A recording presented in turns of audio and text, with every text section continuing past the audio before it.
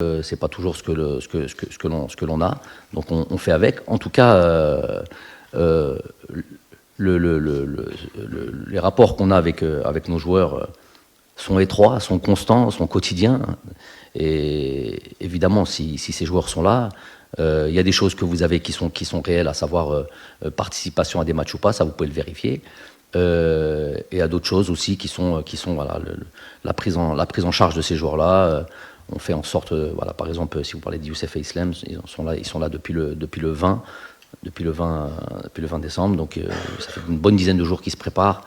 Quand beaucoup de joueurs qui vont participer à cette Coupe d'Afrique, je parle de toutes les équipes nationales, sont en vacances, puisqu'à partir du 20, une majorité de joueurs étaient déjà au repos, à part ceux qui jouent durant le Boxing Day.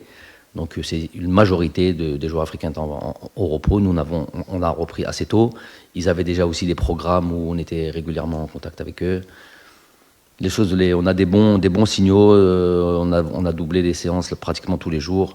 On a des joueurs qui répondent bien aux charges de travail qu'on a pu envoyer. Et voilà, ça c'est des choses positives. Voilà. Après, vous m'avez parlé d'Oussem Aouar, il est rétabli, effectivement. On a le lien direct avec le joueur et on a aussi les rapports médicaux. On est en étroite relation avec les clubs, notamment le Milan AC, ça c'est pour Ismaël Benasser, j'ai passé le truc, et l'AS Roma. Donc pour Isma, il a encore joué hier 70 minutes, il a marqué, il a joué avant 70 minutes, il a marqué. Donc s'il est capable de jouer des matchs de Serie A, je pense qu'il est capable de jouer contre l'Angola, contre la Mauritanie, contre le Burkina Faso. On verra combien de temps, mais je pense qu'il est capable de le faire. طازج حلة جديدة وذوق أروع. زيرتوب أول قناة إلكترونية في الجزائر.